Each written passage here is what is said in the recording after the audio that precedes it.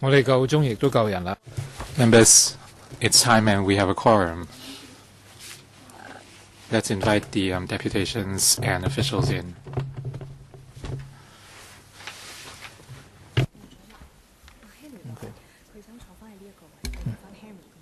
Henry, OK 得。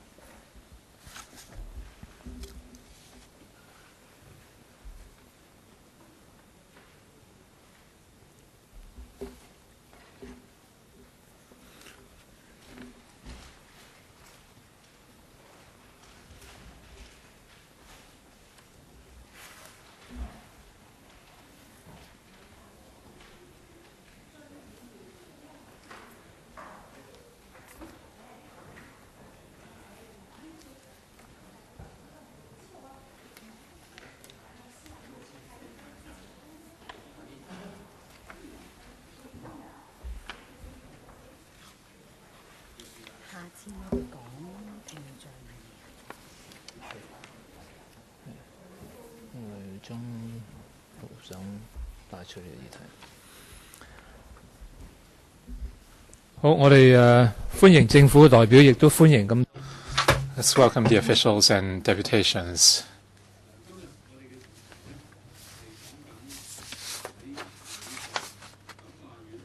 Today our topic, rights of children in correctional home and correctional institutions.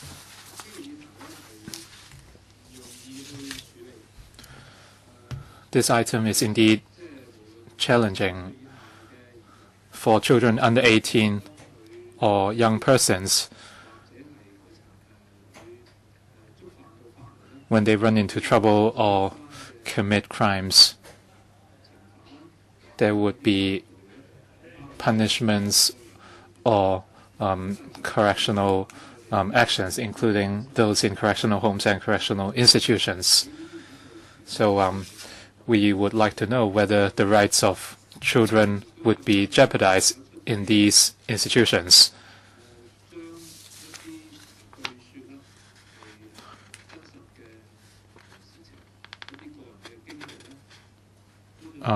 Recently, a real story involving child torture or other forms of infringement were made into a movie.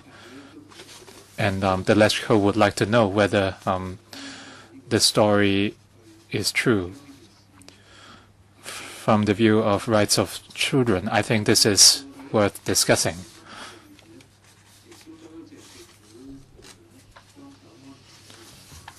I'd like to thank the government for arranging 2 visits via our secretariat.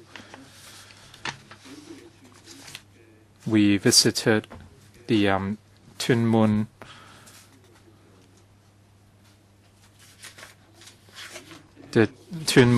Children's Home, and some children are sent to that home according to our laws. We had in-depth discussions, and we also visited the Sha Choi Correctional Institution, and we had an opportunity to meet the people there, and we had an in-depth discussion on the service arrangements. Our impression was very positive. And the facilities looked reasonable to us.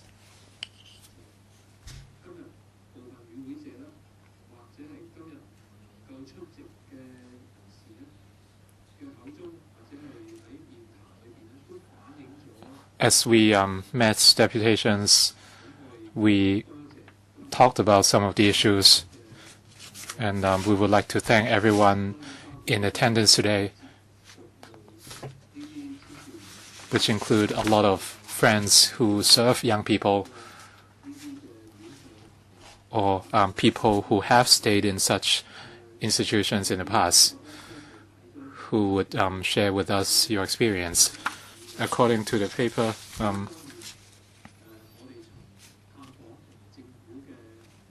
from our visits and the government's papers, we have a very positive impression.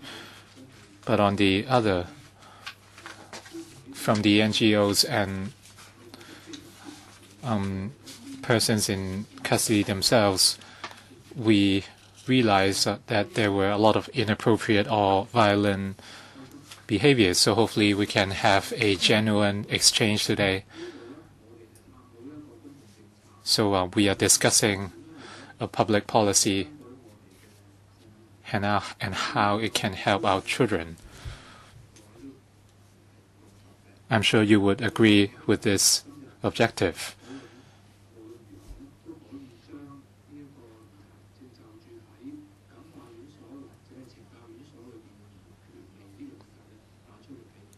So hopefully we can educate the public on the rights of children in correctional homes and correctional institutions. For the Correctional Services Department or Social Welfare Department, I think there's no need for them to brief us on their services. So I'd like to hand over to the deputations. After that, we will open up the floor for questions from members. We do not have too many deputations today, so I will give you 4 minutes each.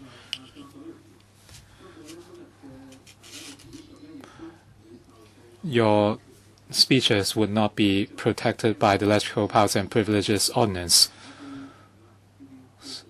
So these are the basic rules. First, from the Christian Prison Pastoral Association, Mr. Hui Kok Fai.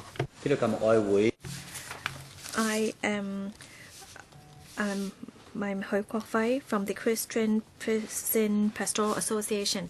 Well, we were founded in 1991 and to provide services.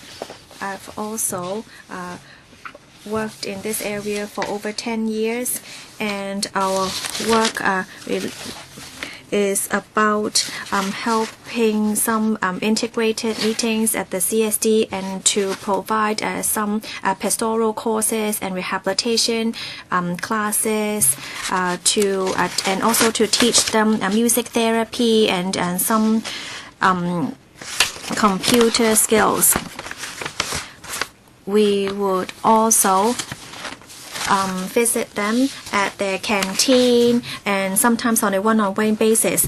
Other than providing such services in the correctional institutions, we would also provide support groups. We have 2 groups to help them through religion, to help them to change their previous habits and to start a new path in rehabilitation. We also set up volunteer teams. We have 4 accommodation service centers for a short-term stay. And so we, in our experience, observe that we could help them in different ways to provide them with educational training and to provide them with pastoral services. And it is really conducive to helping them integrate back into society. But we see that they encounter many challenges in their integration to society. Many youth offenders are worried that because of their crime they wouldn't be able to find a job, and some worry about conflicts with parents after moving back home. The CSD has provided vocational training, and some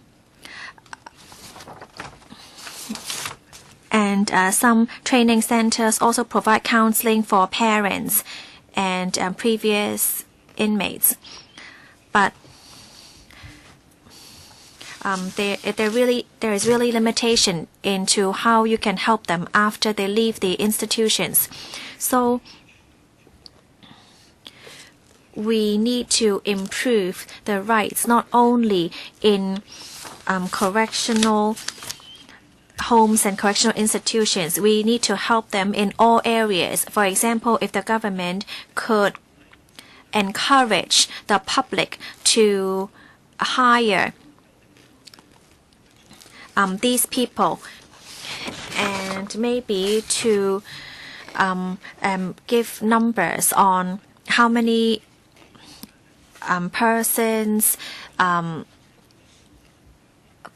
hired after rehabilitation, that would really enhance their self-confidence, and they would be able to better deal with their emotions, and I'm sure it would be even better for how they carry out in the future.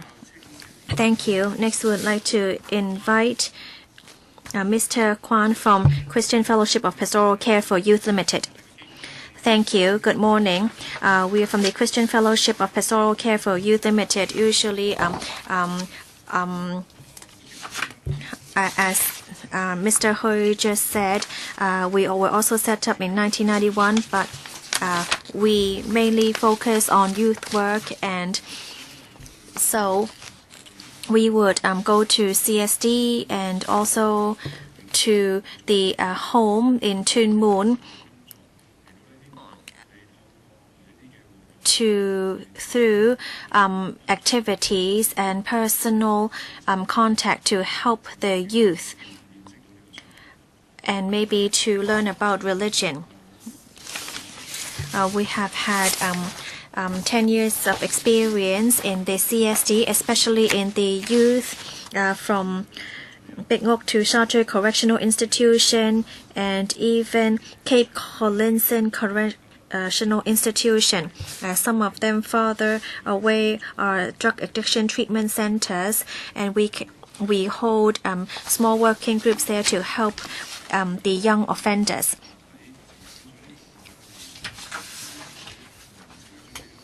The CSD has given many opportunities for organizations to set up small group counselings, and through music we are able to care for the young offenders. Parent involvement is very important. Therefore, we are working with the CSD to work with the parents. We hope that the young offenders can also have a better relationship with their families. We have observed that rehabilitated young offenders will be able to not disclose their record after 3 years, but we see that there's still a time of probation after they have completed their detention orders.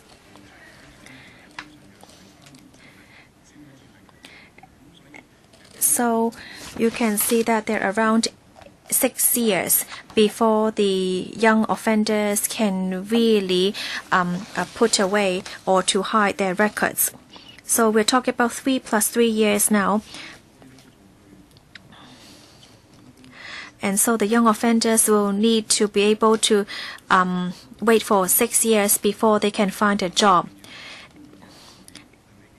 And these youth sometimes get confused and they're not sure whether the 6 years have been completed. So I want to ask about how you can really help the young people, especially after they integrate into society. How can you help them find a job? Those in correctional institutions really want to. Many of them want to learn and want to go back towards on the correct path, but really need to find a way to help them. Thank you. Next, we have from the Society of Rehabilitation and Crime Prevention, Ms. Lee. Thank you. I'm from the Society of Rehabilitation and Crime Prevention. So we have set up for 60 years. We have just celebrated our 60th anniversary.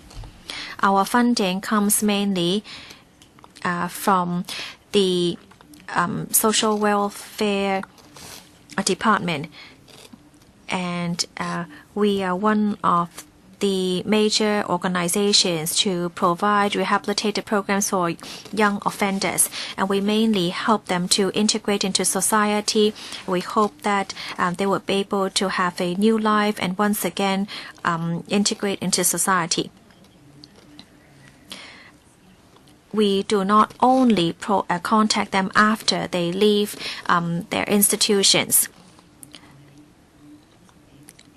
So for the past 50 and 60 years, we have been working together with the CSD because we believe that early intervention would be conducive to rehabilitation. Therefore, we visit correctional institutions to provide services for them. Our services include counseling. We need to let young inmates or offenders know that their cases might not be followed up by the CSD after they leave the institution, and we want them to know that we are there to help. We will also look into the needs of the offenders, especially young people, to help them match up with their needs. So there would be services provided for persons in custodies. We have seen in the past few years that the young offenders in rehabilitation receive training in education. And we have done a survey and asked these young offenders what they are most worried about after being released. And as the previous speakers have said, they worry about accommodation, employment, and education. For accommodation and employment, the CSD would provide such services inside the institutions, and now they could try to match them. But for living accommodation, we worry about the young offenders of where they would live after being released. We encourage them to move back to their families. So we would set up small groups in trying to re-establish the parent and youth relationship. But you should understand that not everyone will be able to move back home immediately. Their parents and their families might already be very complex, and some parents may not welcome their children back. So when the young offenders are about to leave the CSD, then we would allow the youth to live in short-term centers. But these are only for the short term because we are subsidized, and we need to look into the turnover. So we see that there is still a long-term need for accommodation. We call upon owners to provide us with premises.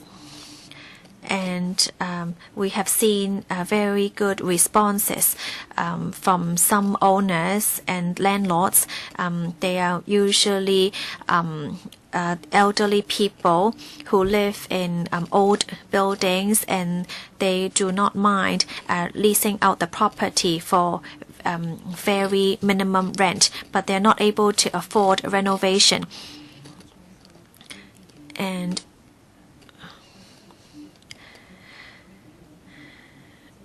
we try to provide this accommodation for the youth, but we don't have enough money to renovate these old apartments. So we hope that the government will be able to help support us on this end. Thank you. Next, we have Ms. Cole from the Society of Rehabilitation of Crime Prevention. Thank you. We see many youth such as young parents are bringing along children. Some of these offenders wanted to learn to be responsible. For example, they wanted to care for their own children so their children would not have to go into homes.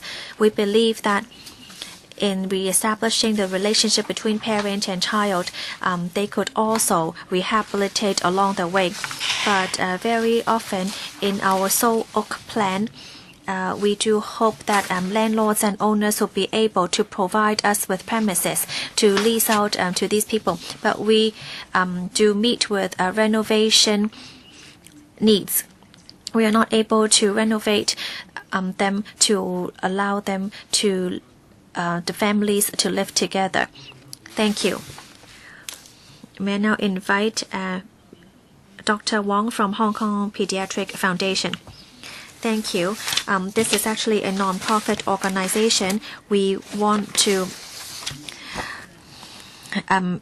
ensure that children's rights are protected. According to the Children's Rights Convention under the United Nations, everybody under the age of 18 would be defined as children. We talk about health of the body, the mind, education, and social health. Some of the youth may see difficulties in their health. For example, they may abuse drugs, abuse alcohol, and for the mental health, they are actually more prone to depression. If these symptoms are not treated, there would be long-term consequences. We feel that correctional institutions are a great platform to promote mental wellness. I think our correctional institutions and officers should educate these young people,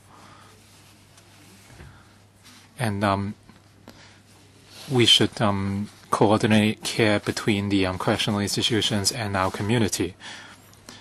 Children's rights should be looked at, and our goal is to treat them and rehabilitate them rather than to punish them. Through behavioral treatment, we want to encourage family participation and provide community services. Hopefully, our young people can return to the community. And in terms of rehabilitation programs, they are much needed by our young people who are released. And these youth institutions are a good platform to achieve that. Juvenile criminals should be given the same protection as other young people. They should not be discriminated upon, and we should offer them the right support. It's important to find out the motivation of our young people committing crimes, or else there might be a relapse of crimes. We have to build up their resilience. And in terms of the criminal records of our young people, we should delete their criminal records in time, or else they might miss opportunities in employment and education. And that's why we have the following recommendations. First of all, the correctional homes and institutions should provide the right health care resources for youth detention facilities. And two, we want to safeguard the physical and mental needs as well as dental needs of our young people. And in the first 24 to 48 hours of detention, each young person should receive a health check to make sure that they are not in emergency, and follow-up treatment should be given afterwards. And number 4, we have to safeguard the mental wellness of our young people. As I said, there's a high rate of depression among them, so we must give them support and conduct suicide screening and take out preventative measures. Some young people might be taking psychiatric drugs before they enter the institution, so we have to provide a mental assessment. Correctional homes and institutions should assess the safety of people in detention. And there should be a platform to promote mental health. And our judiciary system should allow them to rehabilitate. And hopefully welfare organizations can work with the government to follow up on the young people after they are discharged. As a professional body and promoter of children's rights, we hope that correctional homes and institutions would respect the rights of children and young people and take care of their physical and mental needs during detention. So with a healthy mind and body, they can return to normal life as soon as possible. Thank you very much. Ms. Tin Luk Sao Kyun, good morning. I'm a pediatric nurse. I'm also a member of the Hong Kong Pediatric Foundation. As someone concerned with children's rights, I certainly support the Hong Kong Pediatric Foundation's submission. As someone who takes care of children, for children at home or in detention, we must care about their rights. We do care about children.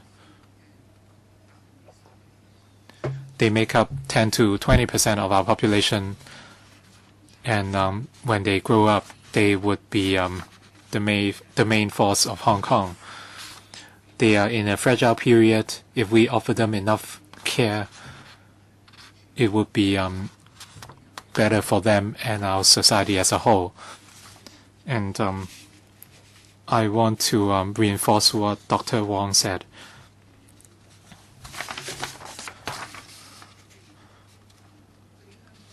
A lot of doctors, nurses, and stakeholders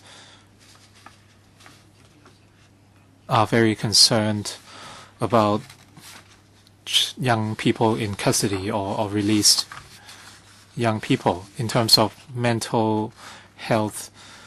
As you know, a lot of children have mental and psychiatric issues. And for those in custody, the problem is even more serious. If we don't take out preventative measures, they would be exposed to higher health risks, and the cost to our community would be even higher.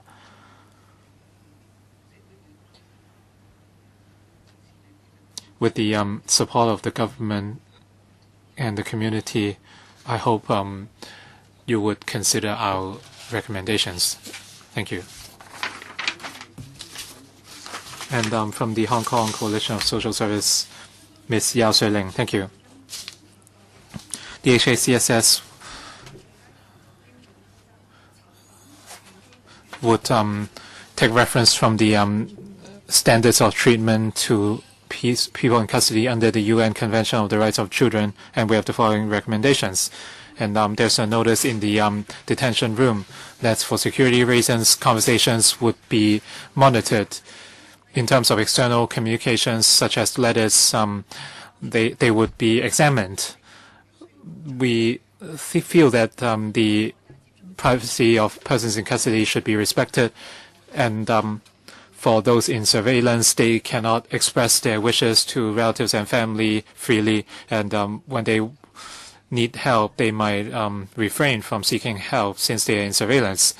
We hope that children should be allowed to communicate with the outside world. And for social workers from NGOs, if they want to visit children in custody, they can only do so as using places for relatives. The support to children is very important so that they can re-enter the society and rebuild their relationships with their families. So social workers from NGOs should be given the same treatment as SWD social workers and make work visits to these children according to the audit report in 2015. And the focus for persons in custody is on training, so education cannot be provided. I urge the government to follow the UN Convention and protect the rights to education for the children. And according to the audit report, the CSD should make regular visits to take care of the vocational training needs for persons in custody, including children. But the fact is only adult PICs would be taken care of. When while listening to adult PICs, you should also listen to children in custody. According to frontline social workers, some children under custody have been physically punished. And according to the UN Convention, no torture and inhumane treatment are allowed. According to the guidelines, imposing any kind of bodily punishment on people under 18 is a form of torture and would be prohibited. Even though such punishments might achieve immediate effects, the use of force would negatively affect the growth and development of children, and this must be looked at. According to frontline social workers, the life of children in custody is not humane. For example, for those who want to go to the toilet in midnight, they might be rejected, and their meals are also substandard, and they are forced to eat without using their hands like a dog. And we urge the CSD to observe the convention and guidelines and ensure that the environment is humane, safe, and people-based. The frontline social workers might not be able to see the whole truth, and we have no way to judge the validity. But we are very concerned about children's rights, and we believe that enforcement officers would treat the young people in a humane manner. Chairman, Norway advocates the principle of normality. One of their prisons is widely known as the most humane and respectful prison in the world. And for children in custody in Hong Kong, where do our correctional homes and institutions lie? What kind of custody system would foster rehabilitation and growth for youth criminals? This is worth discussing. Thank you very much, Ms. Yao. Next, from the Caritas District Youth Outreach Social Work Team, Mr. Lun Chi Wai. Thank you. Our outreach team serves young people. Some of them have been admitted to correctional institutions before. So these are the views of our frontline workers and our past experience. We are concerned at certain situations. First, CSD officers beating or humiliating children. We are concerned that this would become the norm. Some young people pointed out that while they were at Shache, in other words, the institution you just visited, the young people saw that another member was beaten up on the chest by an officer, and he fainted. And sometimes the officers would play football with the members, but the officers wouldn't take a loss, or else they would be the young people might be kneed. And another young person told me that when his family visited, after that, well, he was slapped by an officer, and the reason was he did not show any emotion or gesture when the officer passed by. We have seen plenty of those situations. Some officers are beaten up and humiliated, so this is a double punishment for them.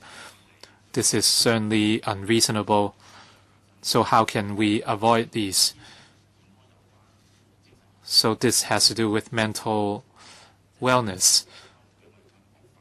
How can we safeguard the mental health of our young people? And secondly, does the CSD allow their officers to beat up persons in custody as a form of punishment? Are they trying to threaten the young people so that they won't be sent into correctional institutions? But this is use of force. So very often the PICs never exercise violence. So why are you using force? Elbowing or beating up someone's chest would not lead to injuries, but only pain. But is the CSD silently allowing these to happen? This doesn't happen for adult PICs. It only happens on young persons. So has this become a norm for the CSD?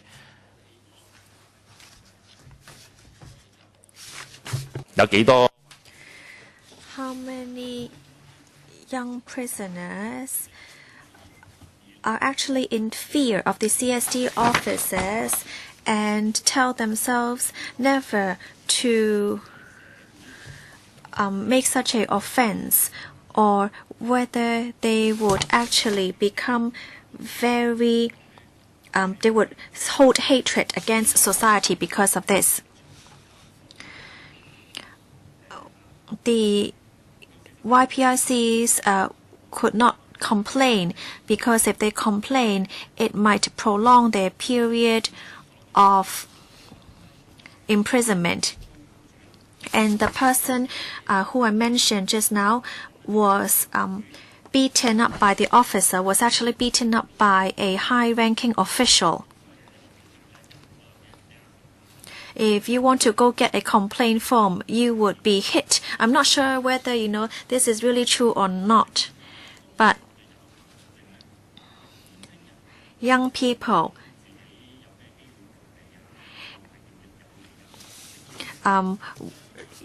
should learn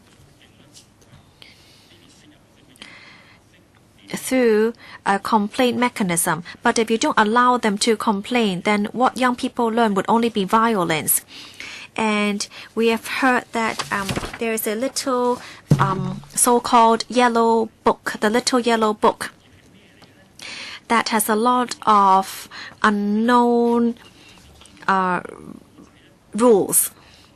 That it is actually an internal book of rules that has never been publicized.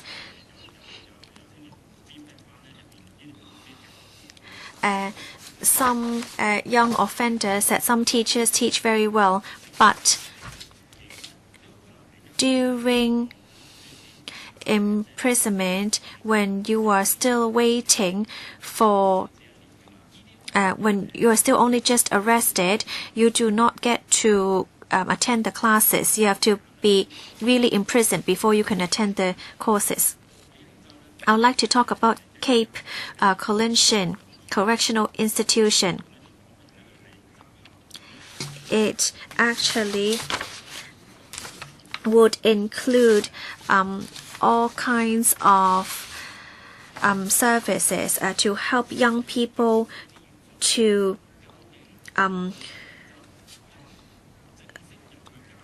stop taking drugs, and would also provide training.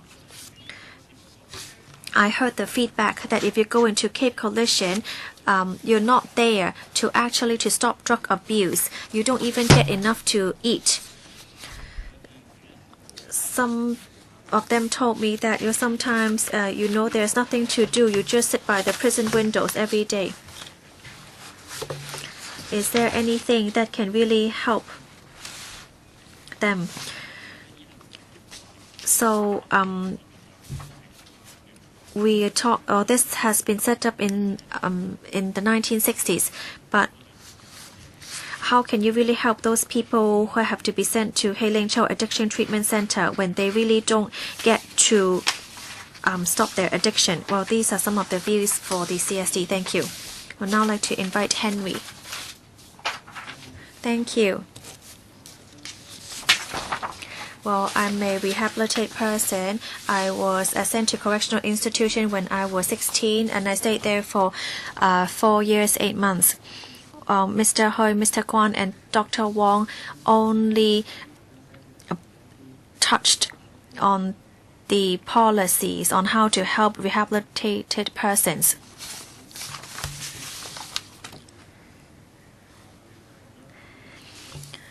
But I believe what we really should explore is the integrity of the CSD officers and the relationship between prisoners and officers. It's just like the relationship between teachers and students. Well, if students do wrong, then parents would be punished.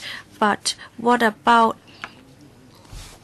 when the officers did something wrong? Well, the pastor just now talked about introducing us to religion.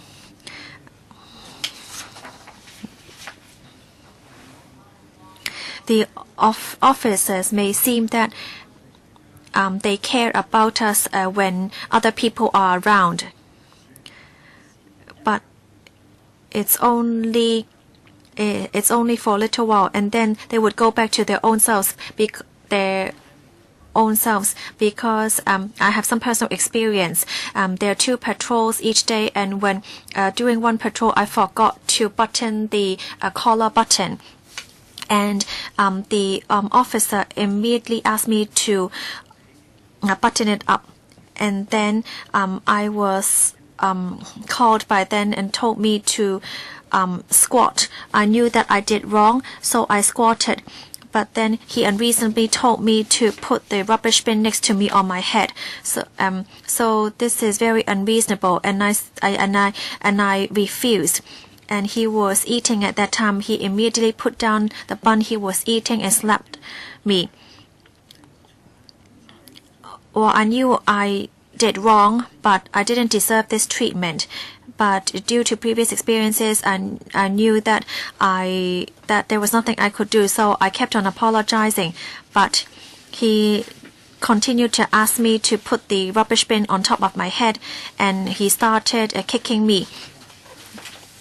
Well, I didn't put the rubbish bin on my head ultimately, and then he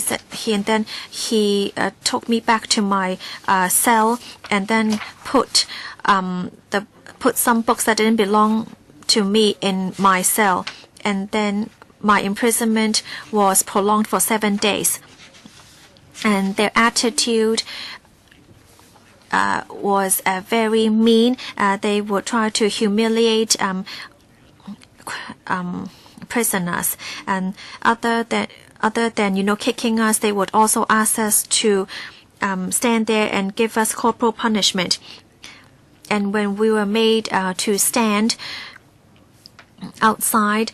Usually the officer, it would be out in the open and everybody could see us, and then the officers would swear at us and yell at us.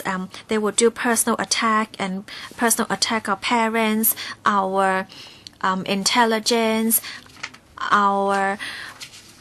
and tell us that we are so stupid that we got sent in there, and so they would show us very bad attitude. They just want to humiliate us and make us feel bad.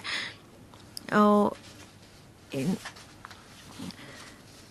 it was very humiliating. We are able to go out to the field 3 to 4 times per week for around 40 minutes each session. When I heard it, I thought that time was very limited, but some officers would abuse their power and forbid us to go out to the field and give us the excuses that weather is not good, etc. But actually, there are regulations in the institutions that you're only forbidden to go up when the temperature is above 32 degrees or when the thunderstorm warning was hoisted. But the officers would refuse to allow us to go out because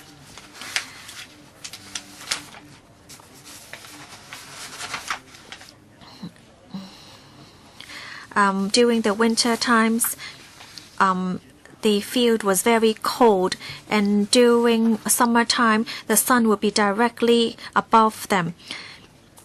And many of the officers smoke. Therefore, if they have to go out to the field, then the CCTV would show that they're smoking. So they would have to go indoors to hide under the CCTV to smoke. So therefore, they would rather cut out our exercise time so that they could smoke. I also like to talk about the meals. We don't have too high requests, but at least it should be filling. My few years experience was that I was hungry every single night. We should get 4 meals per day, but dinner was around 5 to 6 p.m. and then actually the light supper after that was immediately after, so you're not able to eat it. But then by 7 to 8 p.m. We were hungry again, but there was no food provided, so we had to rely on our mere salary to buy snacks. But we only get $140 pay per month, so we are not able to buy any more snacks after the first 10 days. Thank you. I'd like to clarify a point. Just now you talked about the smoking need. Are you talking about the staff or the prisoners? I'm talking about the staff. Thank you. Next, we have from Hong Kong Policy Viewers, Mr. Gong. Thank you, Chair. Mr. Lun and Henry gave us many examples in correctional institutions. We know that if you have done something wrong, you should be punished, and so that the youth would take responsibility for what they have done, and to ensure that they would be able to learn from it. So that actually this is a fair and just system. In Europe and in the US, now they are looking into a youth justice concept instead of providing correctional services. They understand that because of the unfair social structure with the widening gap between the rich and poor, more young people are prone to crime. And so young PICs are actually seen as victims of society. Of course, we know that there should be penalty for that, for example, to be imprisoned for a short term or put in correctional homes. But young people are have their dignity taken away by the officers. For example, it seems that they feel that, if you are sent in, you would have no rights. Of course, you would know that you would be humiliated. this is, as Henry have said, what officers do. I have two friends who are social workers, and they described of how they were being beaten up by the CSD. So they went to the RC in Sha and so they would need to go through having their fingerprints taken before they enter the RC. So when you enter the RC, you would be beaten up every time. So just as Henry said, you might be shoved in the chest or hit across the cheek. Well, is this the norm? So every time you go through the RC, you would have to be beaten up at least once. Is this something allowed by the court? Is this something allowed of a CSD officer? And I have heard that one person was shoved in the belly button with a police baton. And it was not just shoving. You would be actually grinding the police baton against the belly button. So how can you tolerate such pain? So this is a kind of invisible operation that only they would know, and then they would try to build fear in the PICs. If they know that you are afraid of insects and rats, then they would throw on cockroaches. Well, snakes are not easy to catch, but they would throw in cockroaches and other insects. A few doctors have already mentioned about mental health, and then they would teach the young people how to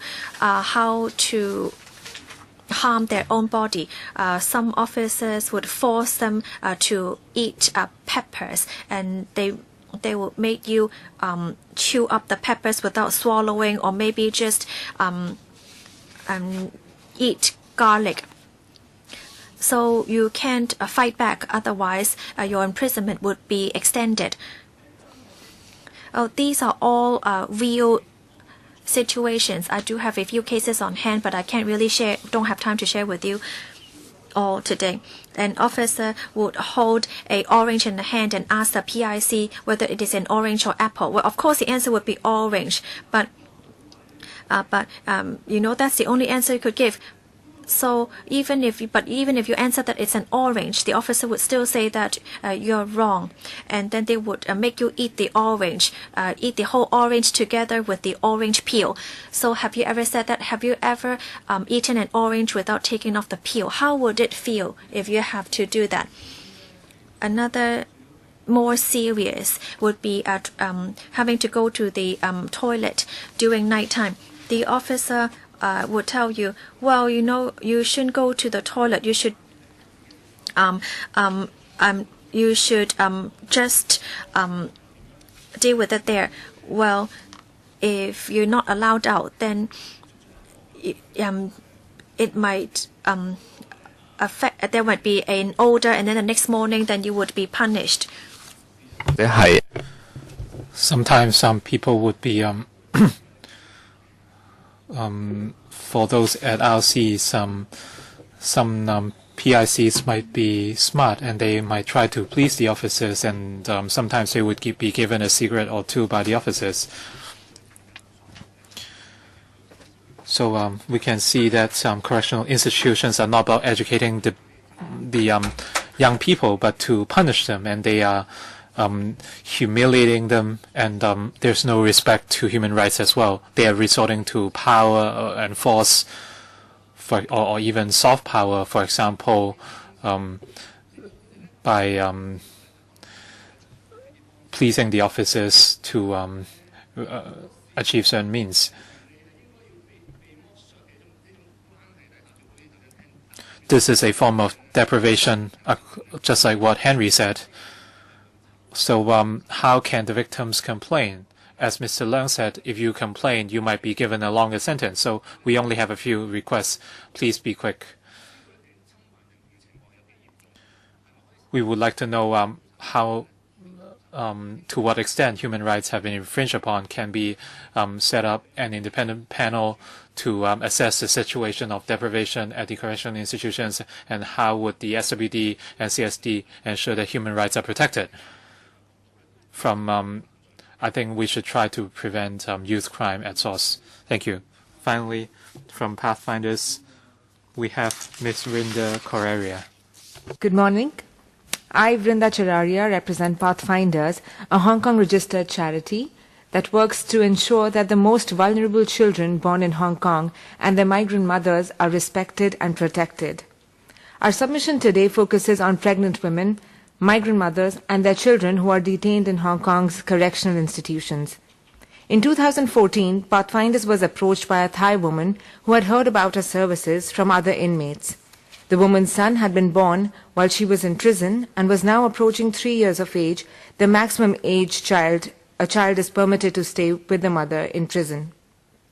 The woman had no family or friends in Hong Kong who could care for her son. The only option offered by the state was to have her boy placed into the institutional childcare system.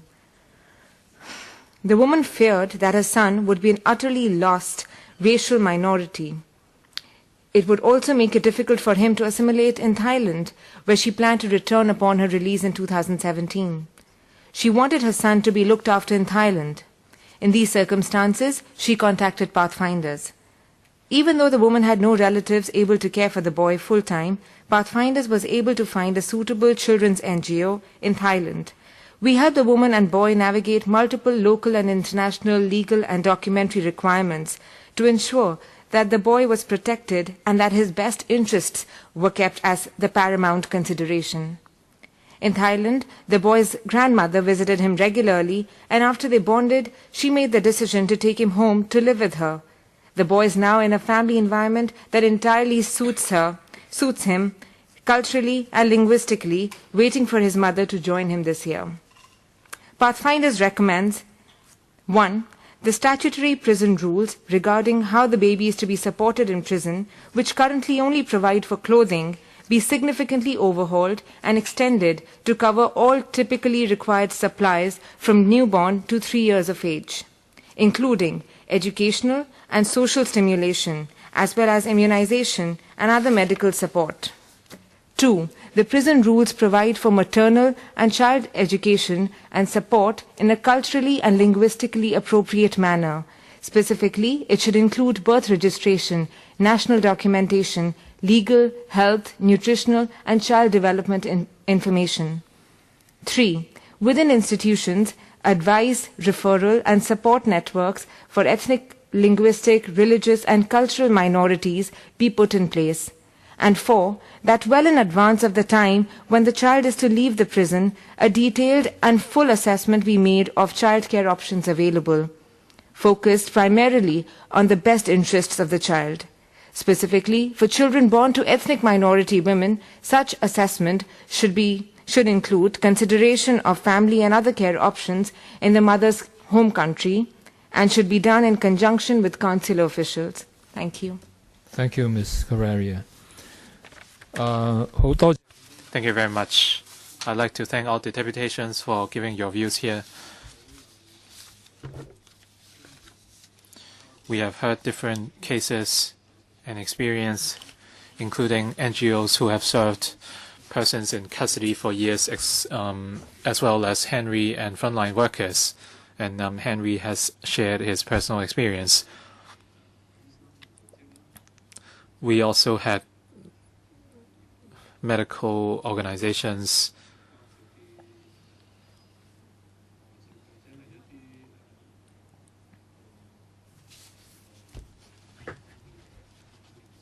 and we also had bodies that work with foreign mothers or foreign workers.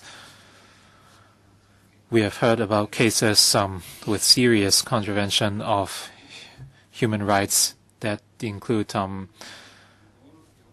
physical punishments, humiliations. If these behaviors are indeed true, they are certainly criminal. They are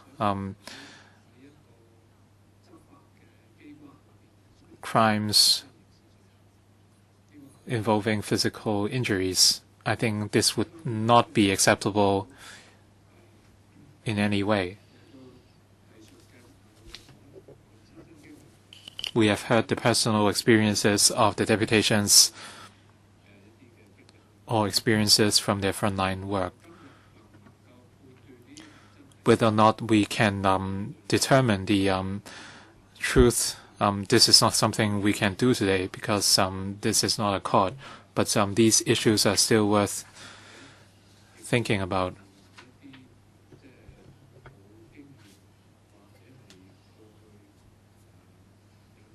The deputations here today are certainly experienced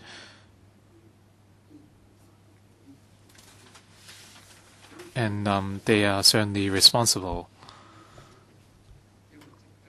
bodies. So what they said certainly is worth thinking.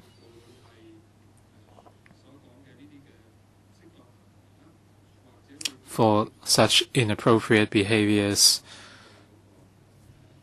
they also talked about the system, for example, the criminal records and whether the records should be extended every 3 years.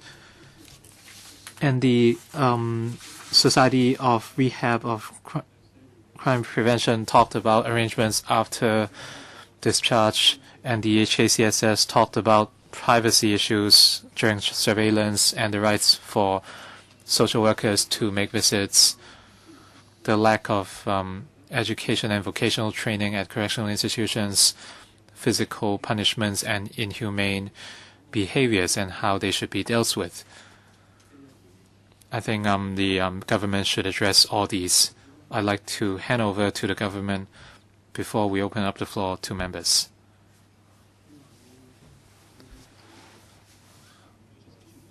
Mr. Tang.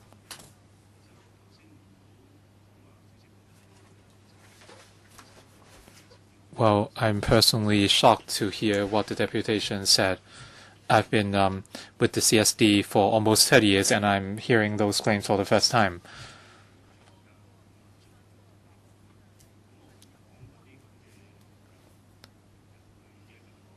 Let's not judge why the discharged persons made such claims, but the CSD's stance is clear. We have zero tolerance towards contraventions. We would deal with these cases seriously, and we will follow up. And in the past, we have referred some cases to the police.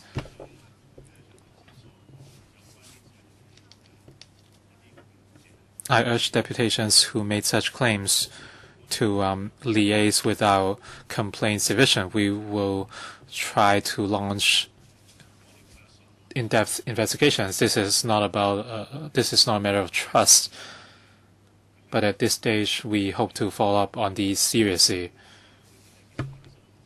Every year, we received a number of letters from rehabilitated persons and their families to appreciate our efforts. There were media reports on how persons are rehabilitated at correctional institutions, so we should be fair towards all these claims. Thank you. From the Security Bureau or Social Welfare Department. Mrs. Kwok.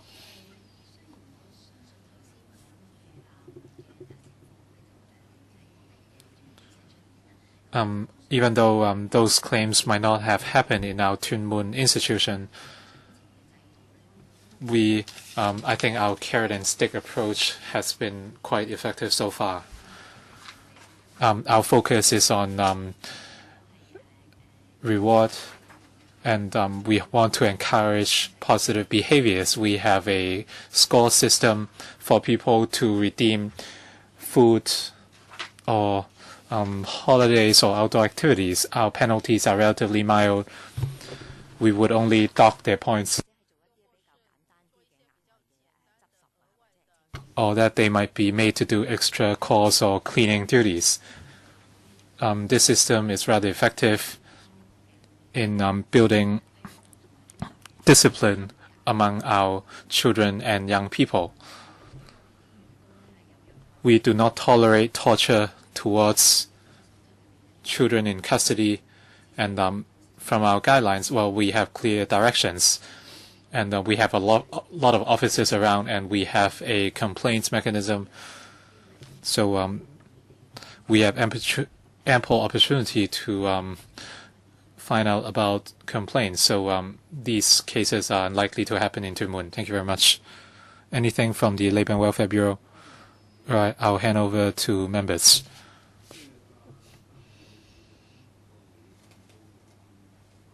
I'm quite concerned about Mr. Tang's response. What we heard today is indeed shocking, and as I said,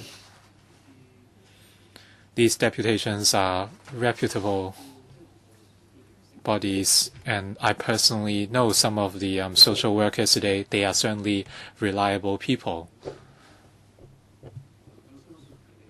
I do not believe that they would lie.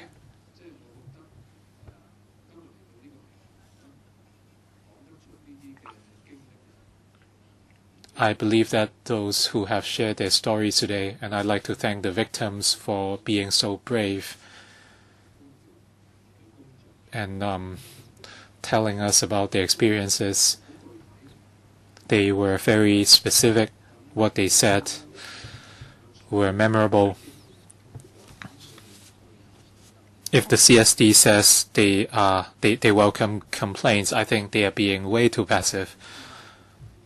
I think the CSD and relevant departments should launch investigations, but nonetheless, I will hand over to members, 4 minutes each. I'll read out the list. Dr. K.K. Kwok, Mr. Leung Yu Chung, Dr. Chen Chung Tai, Ms. Liu Ka-chun, Dr. Helena Wong, Dr. Lo Siu Lai. Dr. K.K. Kwok, thank you. I'd like to thank the deputations, especially Henry. Mr. Tang said he was shocked. So, in other words, it had nothing to do with him. As the chairman said, I believe that the deputations here, including social workers, doctors, retired nurses, pastors, there's no reason for them to point a blind finger at the CSD. What I heard is very corrupt, and the conditions are worse than hell. Mr. Tang is responsible for rehabilitation. I think in terms of rehabilitation, even for non-criminals, you have to offer them education when they are between 16 to 20, or offer career planning tips so that they would have a direction. We are talking about persons in custody or youth criminals. They have more needs. If you're talking about a regular person, then compared to them, then you need 3 to 4 times the resources to help these people. But I don't see any extra social workers to help the YPICs. There are not enough psychologists to assist them, nor do they have psychiatrists to follow up their cases, and no nurses. Chairman, well, I'm not sure what they can do here, but we must request the Security Bureau to do a comprehensive review on rehabilitation of young offenders. I'd like to ask Mr. Tang,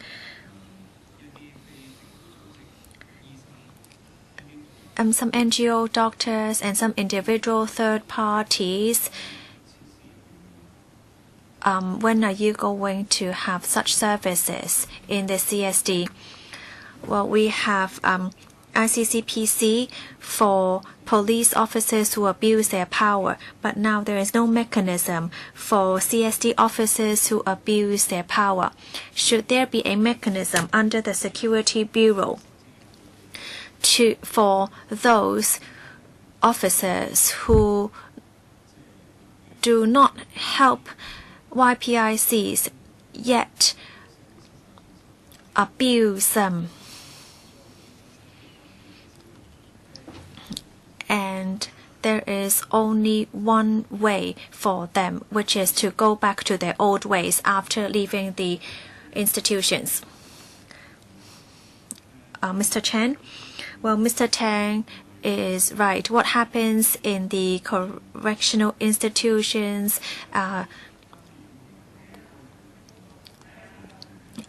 do not happen unknowingly. Well, we have come to LegCo this year and the previous year to request installation of CCTV in the CSD institutions. Well, although the CSD institutions are not open to public,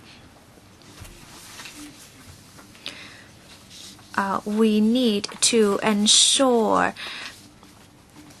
their safety, except for toilet and restrooms area. There's also a mechanism for justices of peace to conduct random inspections, and so every 2 weeks they would make random inspections. So there is an individual third party to investigate, because the justices of the peace would come visiting unannounced on a monthly basis. And YPICs with complaints could talk to the JPs, and the JPs would have to deal with them immediately. Well, you haven't addressed my question. I'm asking about 3 questions: a comprehensive review, a mechanism to monitor the officers' behavior, and third, when such services could really be enhanced. So you haven't answered any of my 3 questions, Chairman.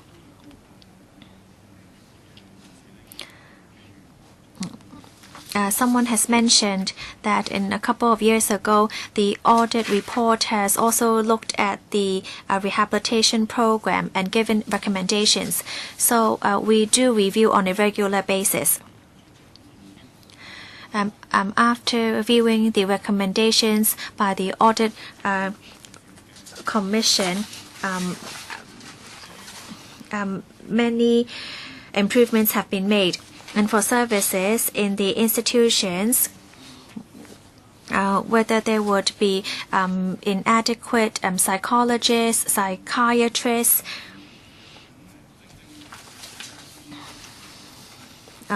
I have next to me a colleague who is a psychologist. We do provide psychological services at the CSD, especially to provide counseling to youth. For medical services, we have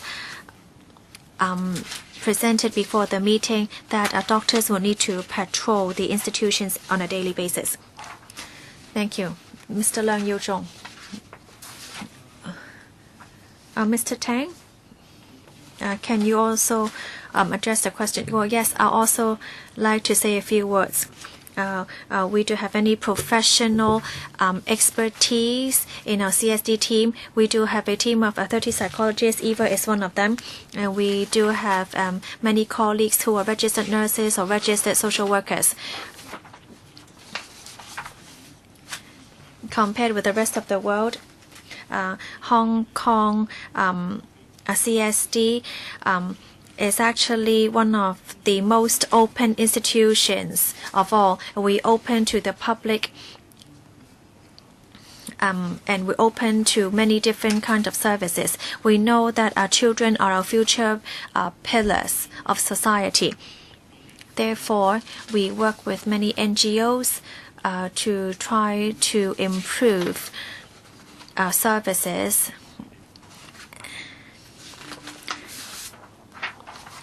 Dr. Kwok, I would like to say clearly that we not only have officers at the CSD, we do also have many external people who provide services for us. Mr. Leung Yu-jong, thank you. Thank you for coming in today. some of you talked about policies, and then afterwards we listened to many personal experiences. Well, I do agree with what has been said about housing and for life after imprisonment. We hear that many people do not know where to live and whether they could find a job. So I'm not sure whether the government can come up with some sort of funding to assist with accommodation.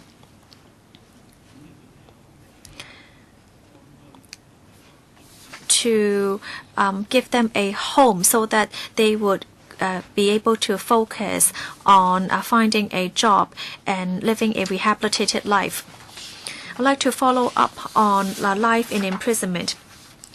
In response to Mr. Leung, I want to say that not only young persons in custodies get attacked or beaten up, adult offenders also experience the same. Maybe not as serious because adults may be bigger and they don't get beaten up as much as children. The CSD said there are CCTVs and Justice of Peace's visit unannounced. But, that is useless because, when we ask for CCTV to be put up as evidence, we are always told that the CCTV tape has been lost. Oh yes, Justices of Peace visit unannounced. But as Henry said, how can you lodge a complaint? You know what happens or what the consequences are after complaints? The consequences are too grave. Or even if they try to write letters to me, I do not receive them. I visit them many times. They said they've written me letters. I said I haven't received them because they open up all the letters, and if they find that the content is not something they accept, they throw it away. So CSD officers have huge powers. I agree that some officers we are really good and friendly and can help the PICs. But then there are always some people who abuse power. I visited many prisons. I've talked to many of the officers. Some of them are quite nice, but some really put on bad attitudes, even to me. I've seen it, so I do know that there are some who abuse power, and colleagues do not report their colleagues. So therefore, the offenders would not speak up because the officers can extend or prolong their imprisonment time from 5 to 7 days without having to go through the courts again.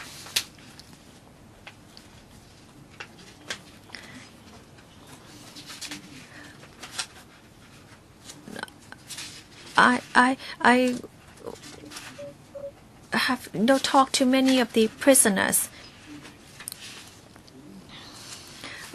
We know many of the facts are true, but there's no evidence. So, you can't say anything when you're in prison. You can say it now when you have been discharged. So, please respect PICs. Even though they have made an offense, they are humans. You should treat them in a humane manner. Do not humiliate them. They have already lost their freedom. They have already been penalized. But you should not attack them or to increase their pain. All right, time is up. Mr. Chang Chong Tai, thank you. I'd like to respond to what Mr. Chan said. You said that there are CCTVs and justices of peace visiting. Well, yes, I understand there is a mechanism of justice of peace visiting, but don't be so naive.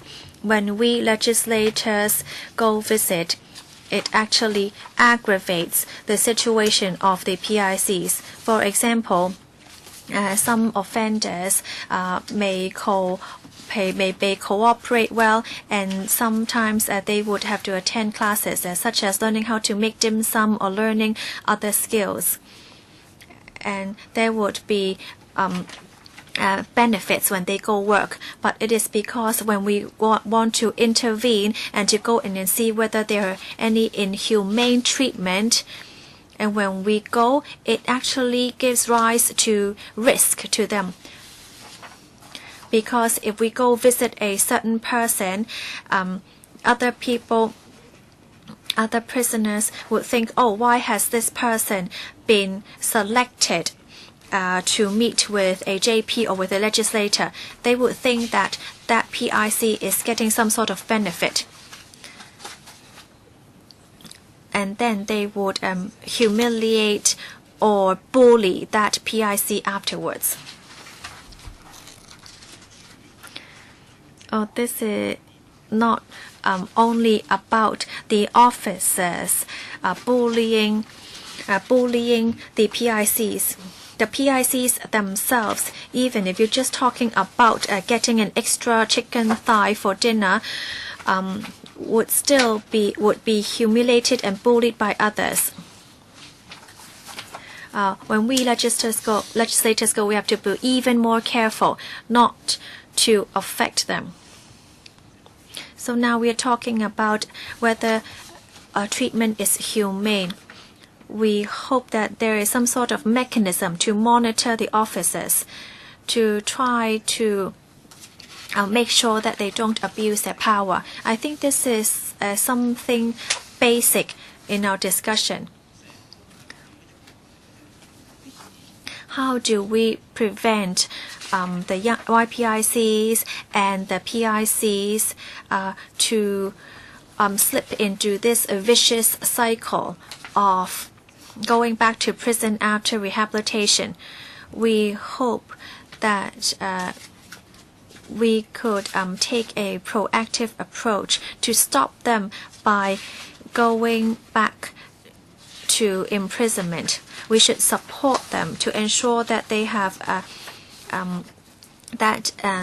somewhere to live, a job, and be able to start a new life. So that is the reason why another member has suggested a review of the mechanism. Well, for YPIC, today you teach them to educate, you teach them to learn, to study for a better future, but they don't get to go online. You are totally going to be out of date when you leave the prison. So can you arrange them to also to learn online, because some of the homework needed to be done online? Chairman, you should know this. And for example, for those studying bachelor's degrees, they need to go online to complete assignments, but internet is not provided.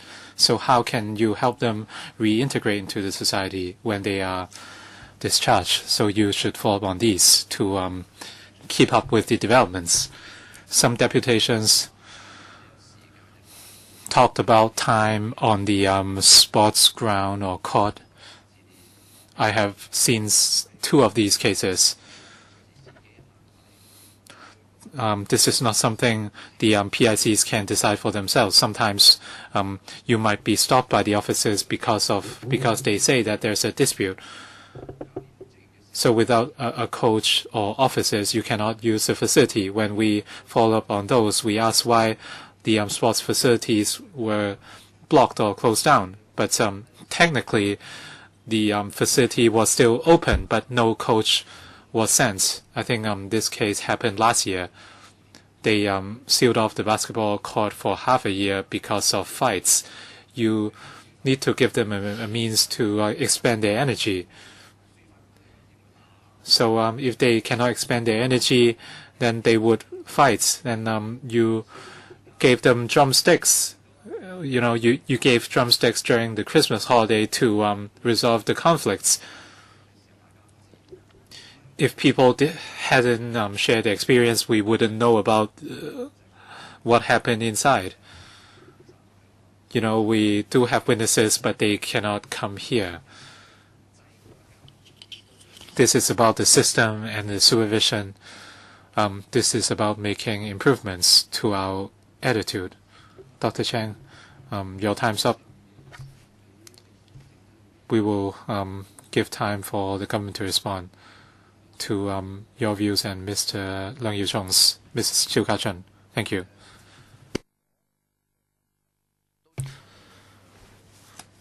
I'd like to thank the deputations.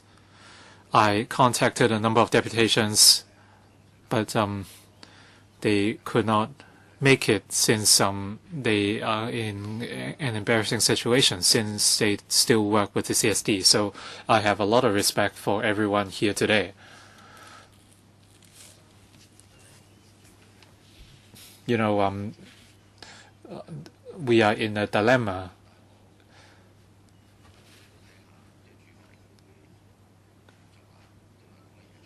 Still, I like the government to say whether these claims are true or not. I agree with the chairman that you should not launch investigations after you receive complaints. As a responsible department, you should carry out active investigations or reviews. You should assess the entire system.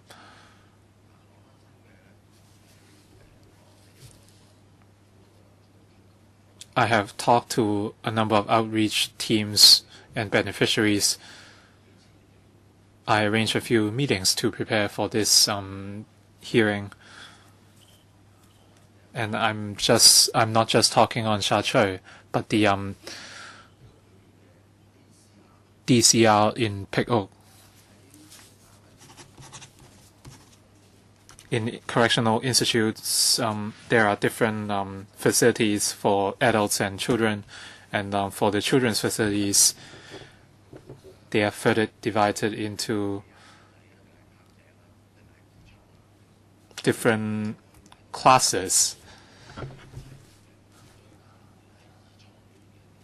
And the children in Class 2 facilities are in the deepest flight. I do not want to argue which cases were true or not. I just have a few suggestions for the government.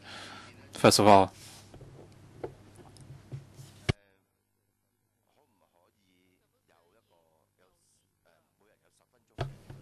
can you offer a 10-minute shower break for each person in custody? Well, this is not about 6 seconds or 10 seconds. Can we make this more systematic and offer a 10-minute shower break? And during the daily drills, can we impose a cap on the maximum time for exercise? Very often they are drilled the moment they get up to the time the officers get tired, and then the persons in custody would be asked to squat. Can we set a cap on the maximum amount of time on drills? For example, 5 or 6 hours per day. They could not be drilled beyond that point. And can we incorporate toilet breaks into the drills? We have heard plenty of complaints and cases. They would be they would run into trouble if they raise their hands and ask to go to the toilet. Can we have a toilet break every half an hour or so? Would be that should be built in instead of given on request. As for meal breaks, can we allow the Class 2 inmates to not finish their meals or not eat at all? Dinner and supper are very close together. After dinner, they would be given porridge, red beans or green beans. They must finish the food within a very short time, for example, 10 seconds. If not, they have to put the bowl on their heads. This should not be tolerated. Can we give them the option to not finish their rice, supper or dessert? Can they be allowed to not finish their food? I have 2 follow-up questions as well. In our visit last time, for the yellow logbook, we are yet to obtain a copy. Or the guidebook of the rights of persons in custody. LegCo has yet to get a copy. I hope you can give us a copy as soon as possible. Last time you said you would inform another department. Well, we are just talking about different teams within the same department. I urge that a copy is given to LegCo so that we can see the rights of criminals. Finally, I have a question for the director. From news reports, I understood that you issued a letter to the producers of a movie that it's not based on a true story. I feel very surprised. For there have been 8 movies since 1987 in Hong Kong about life in prison. And apart from, well, for the 7 previous movies, did you issue such warning? So what went wrong which led to such reminder? I hope the director can explain that. Thank you. Perhaps I would offer a quick response. Can you offer a consolidated response? Because I promised to allow others members to speak. Dr. Inan Wong. I'd like to thank the deputations for being here today.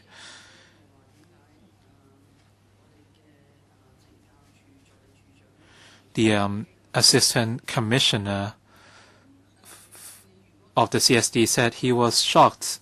You have been here for more than 30 years, right? Have you never heard the claims? Well, for certain claims involving cockroaches and things like that. Well, I have heard people being called names, but I've never heard about tortures.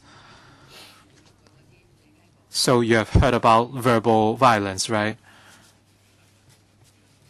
I've heard some of the cases or claims, but I have not heard about tortures. They talked about rats and snakes being thrown around. Can you let me finish, please? What about inmates being beaten up or slapped? Were they forms of unauthorized punishment, or would they be permitted? We have 0 tolerance towards illegal behavior. So if that's the case, why did you never receive complaints, or why didn't their letters reach the legislators, or were they all screened? So everything that comes out would be clean.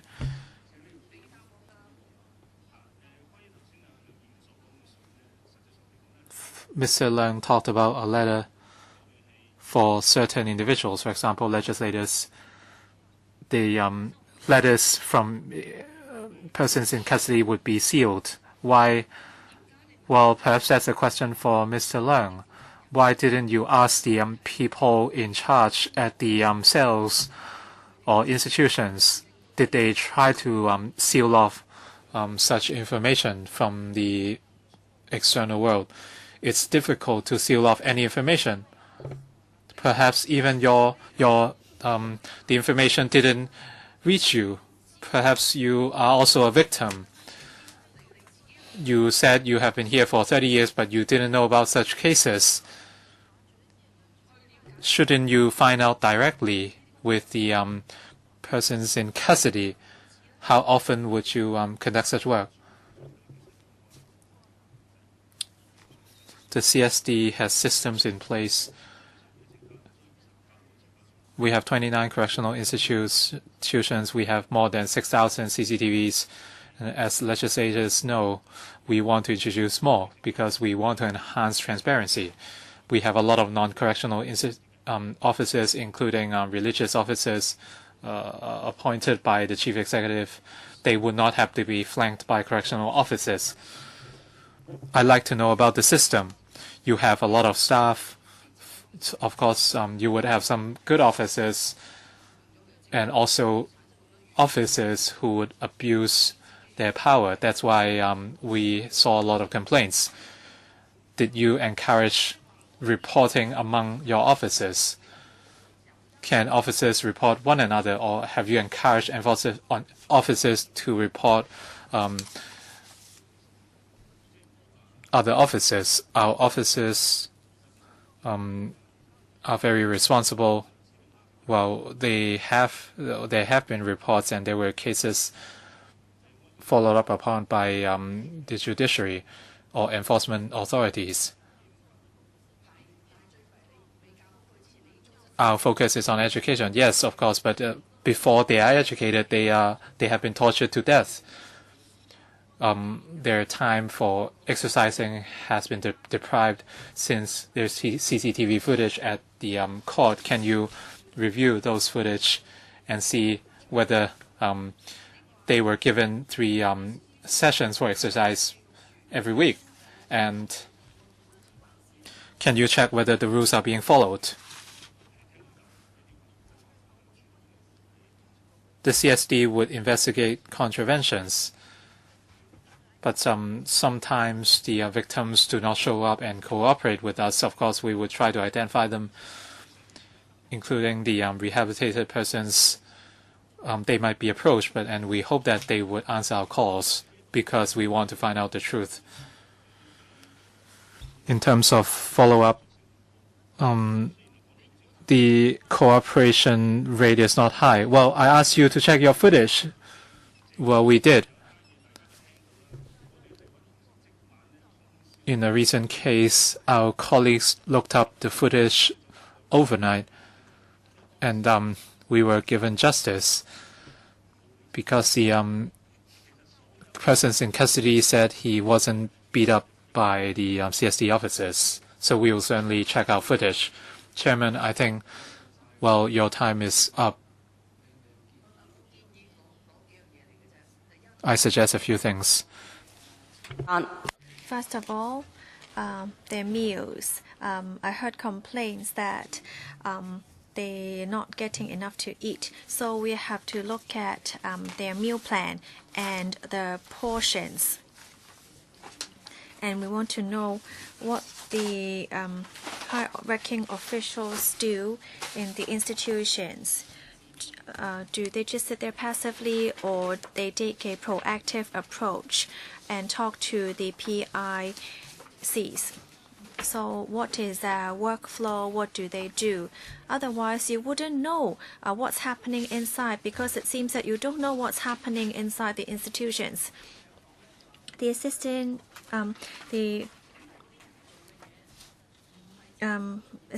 commissioner said that there are many observers, but you haven't assigned them an observer role. Do you tell them clearly what their roles are?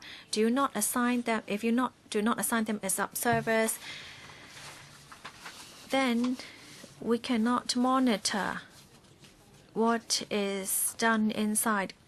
And to follow up on the ordinance, that it gives them the authority to prolong the imprisonment period. I think that is something we need to review.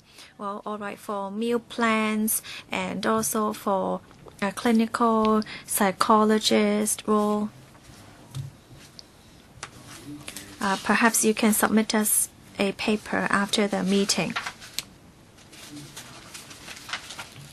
Ms. Lau Siu Lai, thank you, Chairman. I'd like to thank LegCo for arranging for 2 visits.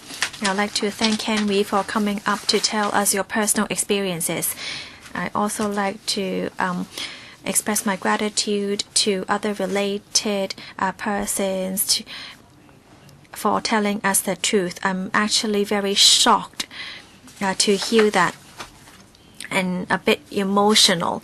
Before I talk about the negative part, I should first talk about the positive. I'd like to thank SWB that when we visited the Tuen Mun home for children who have made slight offenses, we shouldn't shave off their hair because it really does hurt their dignity.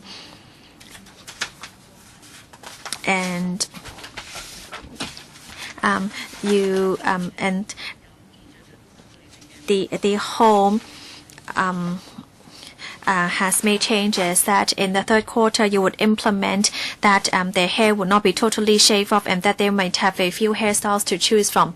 Well, I hope that after my brief chat with them, they haven't been abused or punished.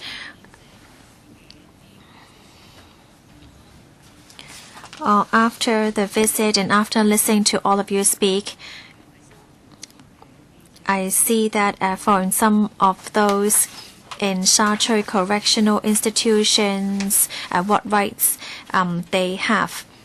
I would like to share with you a book called The Lucifer Effect. It was actually a real experiment done by psychologists in the 70s. He actually invited highly educated people to stay in prison for a few weeks, some being prisoners, some acting as guards. And he was a director there. And so they wanted to become a good guard, and therefore, in order to do that, they would abuse the inmates. And those who play the role of the inmates, they try to fight back. But every time they fight back, they would receive more abuse. So this is a real life experiment. And this is similar to what I have heard today. I'm not going to question the conscience of the CSD officers. I know they're not doing that on purpose. But when you take up the role as an officer, as a guard, in order to or help them, assist them, sometimes you would want to do that through punishing the inmates. And when you go over, you wouldn't know yourself, and that is something not being reflected to the superiors. I think that there is a lot of improvements to be made. Yes, they have committed crimes, but they are people. They needed to be treated humanely. From the internet and from what I heard today, we see that there's a lot of corporal punishment and personal attacks. I really hope that you would I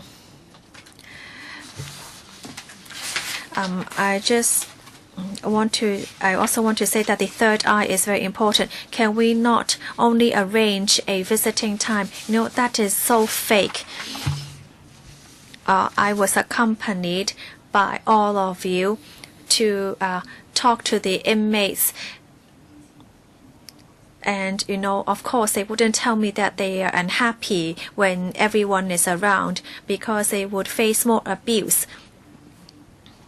So I think you should organize a third party, such as a JP or a social worker, to invite them to take a look at how their daily life is, and not set up a specific appointment time, because that is really not conducive to knowing what occurs inside the institution.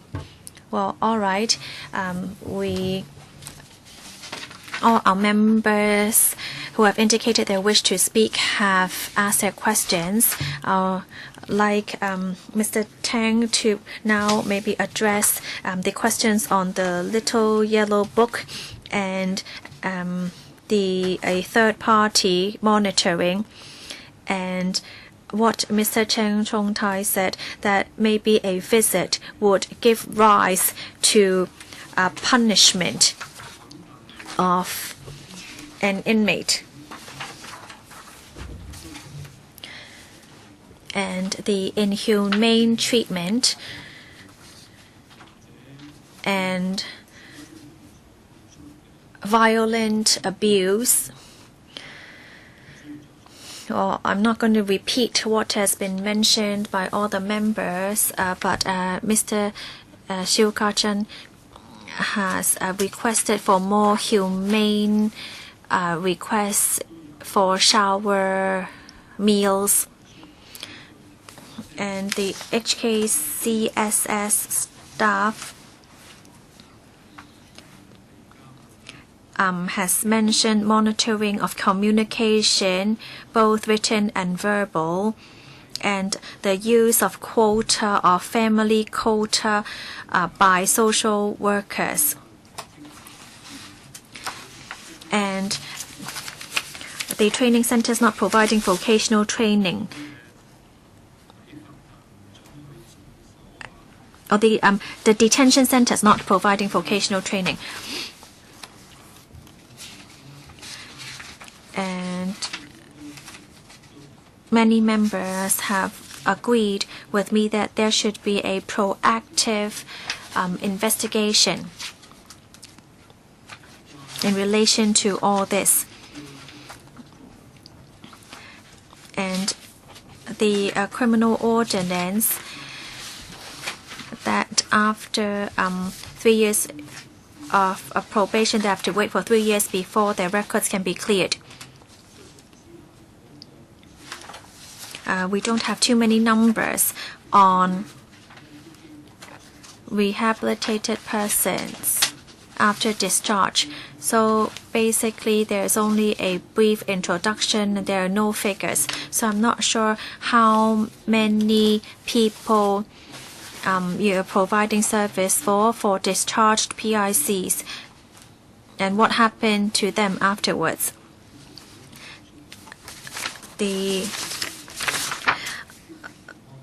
Society of Rehabilitation and Crime Prevention raised the question of accommodation, and Dr. Wong suggested reducing risk and pathfinders, also talking about the difficulties for ethnic minorities and the need for newborns. Yes, you have supplement HACSS. Well, there are some numbers, but I do hope that you would break down the figures of youth offenders and adult offenders. All right, I would like to invite the administration to respond to all these questions. Mr. Tang, time is almost up, so I'll just respond briefly. That's all right. Maybe if you could allow me to extend the meeting by 15 minutes so that we can listen to all your responses. All right, let me first respond to Mr. Siu's question. We've already given the little yellow book to the Secretariat after the second or third day of visit. I think the Secretariat is arranging for this to be given or circulated to members.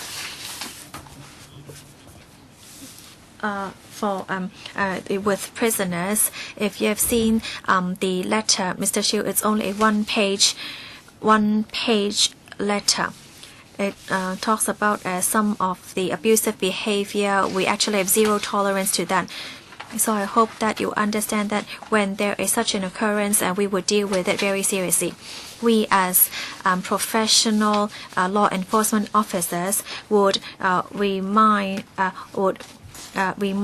the producers of the film that they could actually report it to the police because we are a rule of law society in Hong Kong, and there would be it would not be threatened in any way. We have seen that the producers said that this is that producers think that we are in the wrong. They have always had a 10 minutes of shower, and they get to exercise 5 to 6 hours per day. That's the maximum hours. They had also a physical training and also counseling.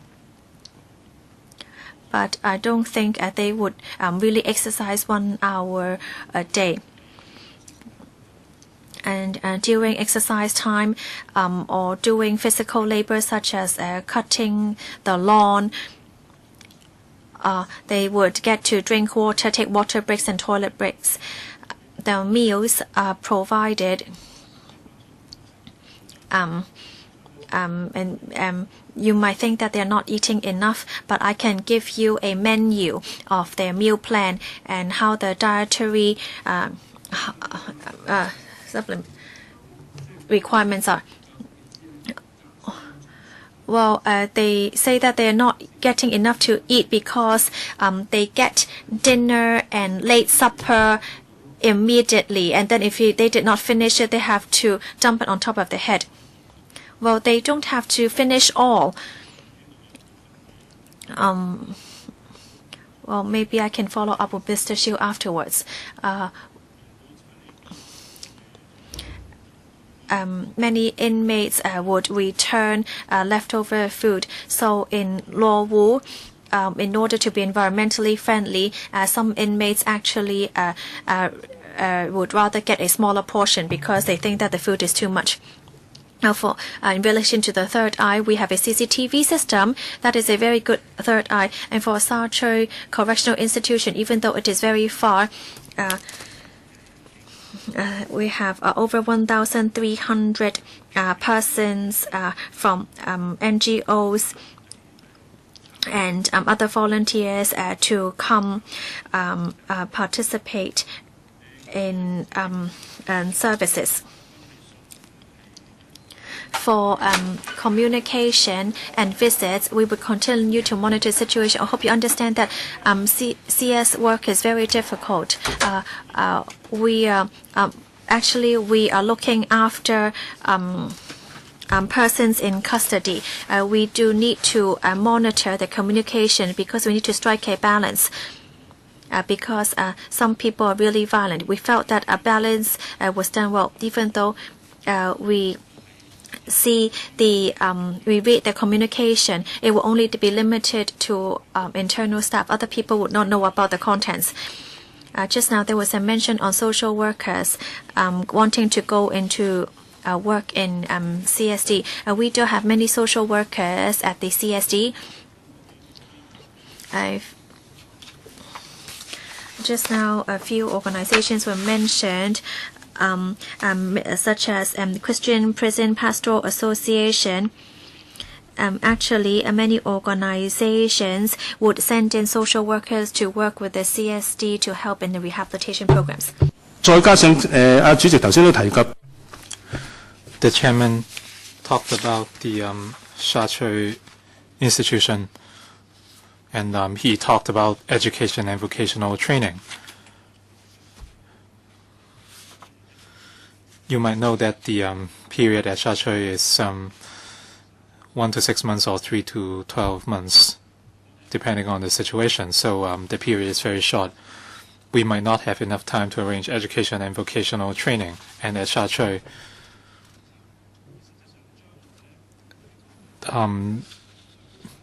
we are dealing with people with irregular behavior, and if we do not intervene properly, they might be deprived of their rights in the future. So we do respect such rights. And for those with who have made minor mistakes, we want to intervene and for them to return to normal life in the future. When we made visits You briefed us on the traditions of sha chui, which is short, sharp, sharp. Short, sharp, and shock. You will shock young persons admitted to your institution. So whether for 1 to 6 months or 3 to 12 months, you said the periods are short. That's why you cannot resort to education. You need to give them a shocking experience in the hope that they would regain the rights to enjoy their lives in the future. Is such practice or approach still suitable for today? At the Legislative Council, we want to trust our civil servants and public officers. We want to trust that everyone has a mission and that everyone would do their best. But would there be any black sheep within the team? Mr. Leung Yiu-chung has made many visits down the years, and as for our frontline workers and victims, they shared some very specific experiences. We cannot assume that all these are fabricated. So in the face of these shocking accusations, I think you do have an obligation to launch investigations. I'm not sure whether it would be initiated by the Bureau or Department. According to Mr. Tang, there is zero tolerance towards such behaviors.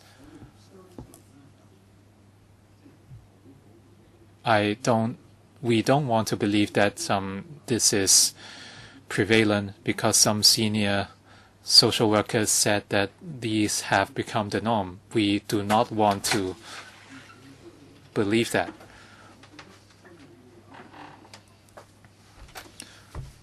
No matter what, we need serious investigations. As some members have suggested, even the police has an independent investigation mechanism. But at least they have a mechanism in place, even though it's just the police investigating themselves. You said you have CCTVs, but are these really enough as a measure? So hopefully you can address that. But before that, I want to invite deputations to speak for a final time. We don't have much time left. We just have 10 minutes. So if anyone still wants to respond, please give us an indication.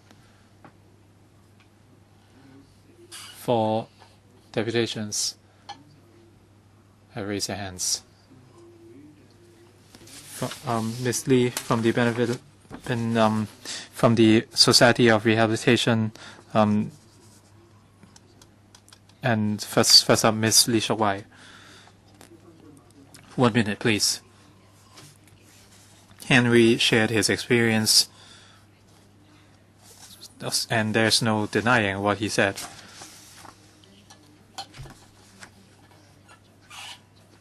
We approach more than 3,000 rehabilitated persons every year, and young people makes up 12 to 13%. So we would approach about 300 young persons every year, and they are aged 16 to 26.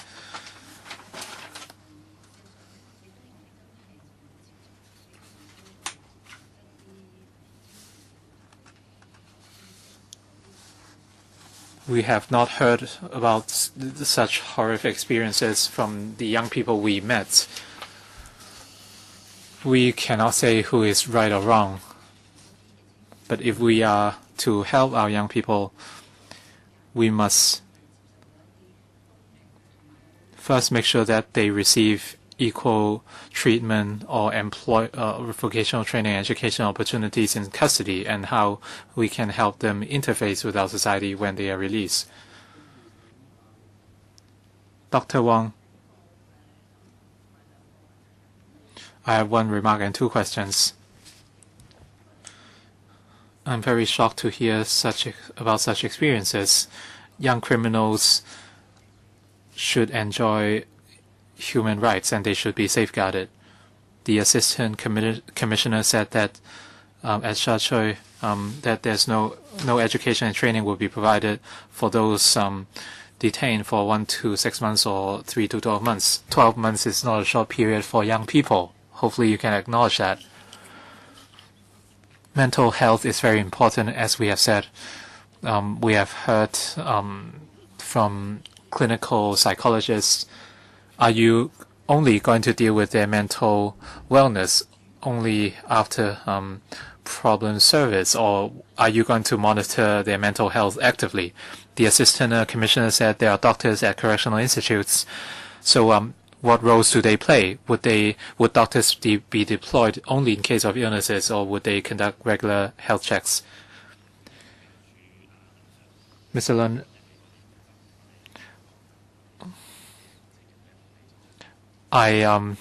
we welcome Mr. Tang anytime, and our young persons can make their complaints. Henry, I think news or information has been sealed off from you. At the DCR, only less than 1 minute is given for showers, and I've seen that myself. There's a CCTV.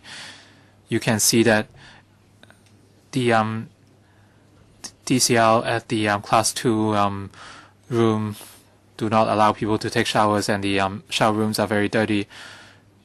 And the persons in custody are only allowed to wear their underwear, and they would be kicked out after less than a minute. And their clothes are very smelly because they are made to drill for more than 6 hours a day. They can only take a break when the officers smoke or chat, or else they are forced to constantly drill. And not all visits are granted. Dr. Lasulai.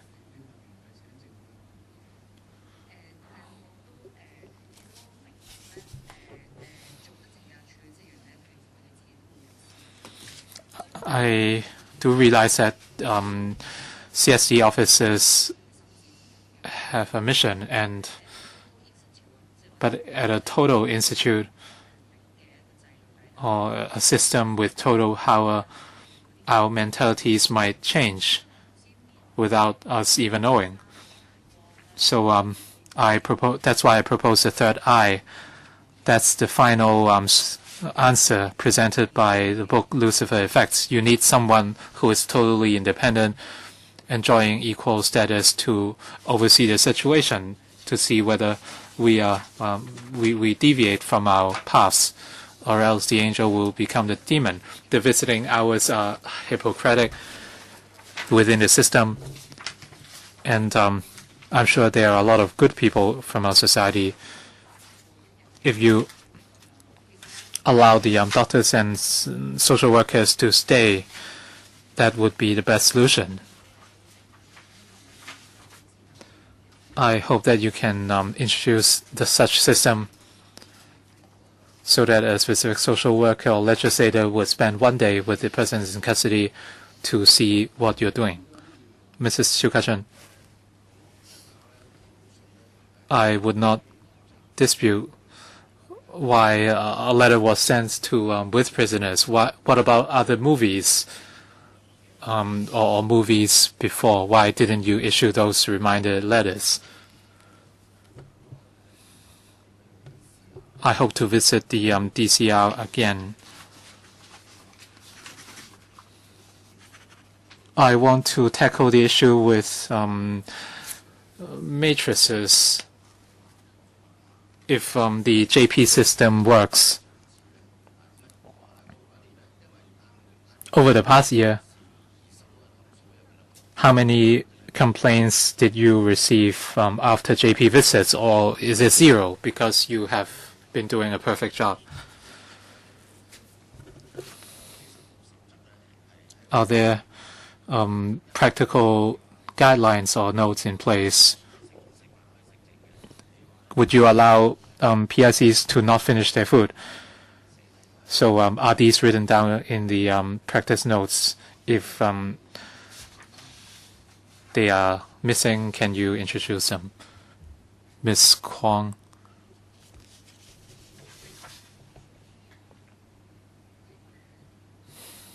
I'd like to address the members. Please be brief. We only have a few minutes left. In terms of psychological services, they are a part of our rehabilitation work. Psychologists are also concerned about the basic rights of children, including mental health and a chance for rehabilitation. So our psychologists are not passive. We have a lot of means to intervene and communicate with people in custody. We carry out a number of assessments, and we have a number of psychology plans and programs. We provide systematic treatment to deal with the intents of crime. We have incorporated into the protocol on integrated risks and needs evaluation. Dr. Lau asked whether some officers would be lost, would feel lost after few years. Well, we have not seen such situation. All our officers are conscientious and passionate. We are not a total institution. We maintain communication with a lot of external bodies. All right, I think that's about time. For the scope of responsibility and duties of clinical psychologists, can you share those with us in writing after the meeting? Mr. Tang, anything to respond?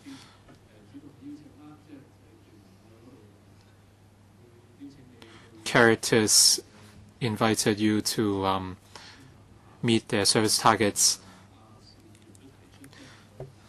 Mrs. Shiu also asked whether we can visit Pick Oak, especially the DCR.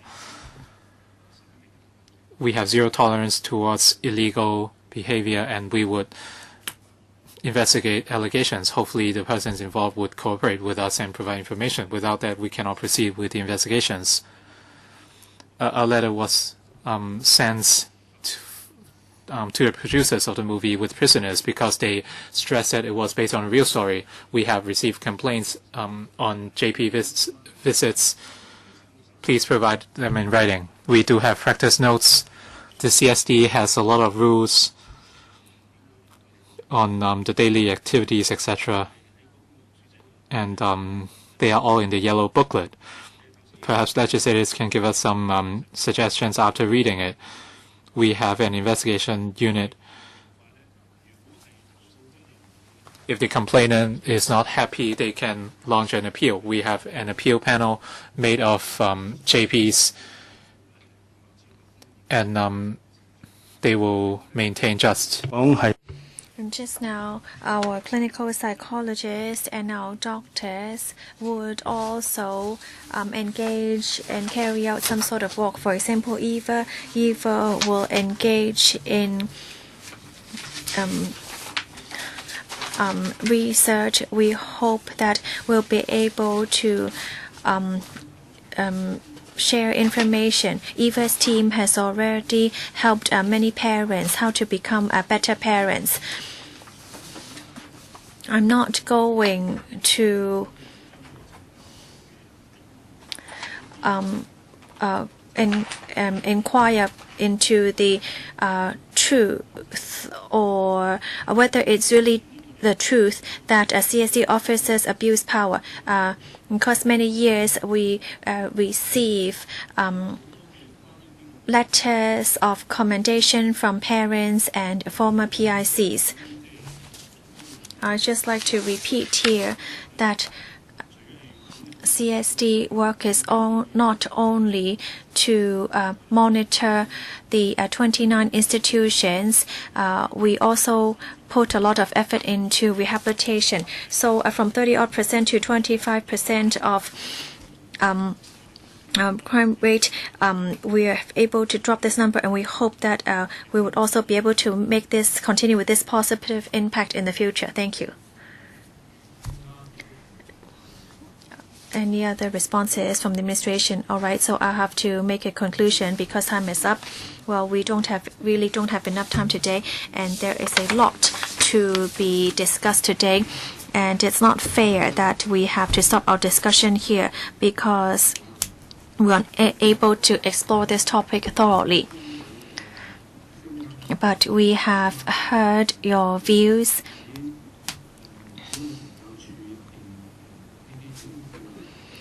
That why PICs at the DCs and the DATCs or RCs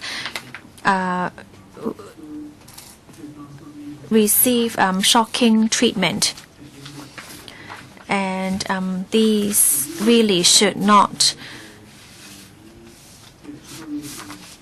continue. And for detention centers are not having enough vocational and educational training, we do not accept this. Yes, we do not doubt that the CSD did a lot of work in helping youth in rehabilitation.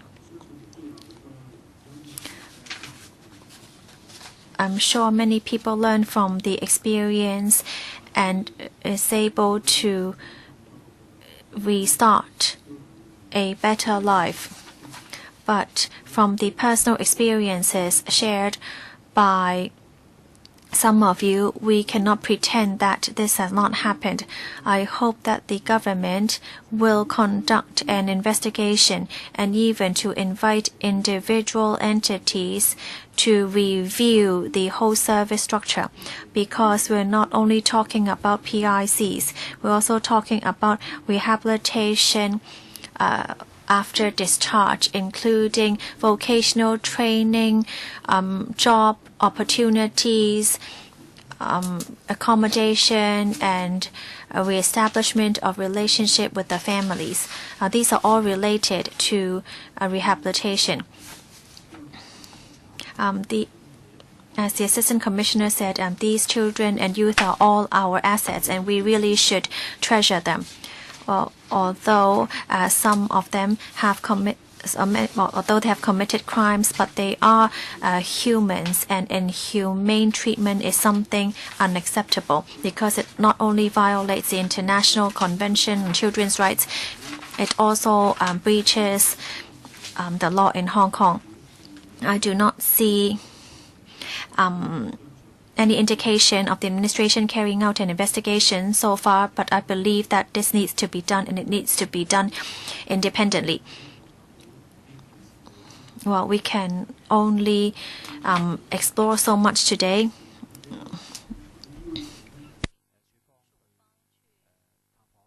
I have heard colleagues wishing to visit the homes and institutions again. I hope this can be arranged. And I heard from the CSD that they welcome us to visit Pig Oak. I hope that we could follow up with these 2 visits, and when necessary we would hold another meeting on this. I'd like to thank everyone for attending today.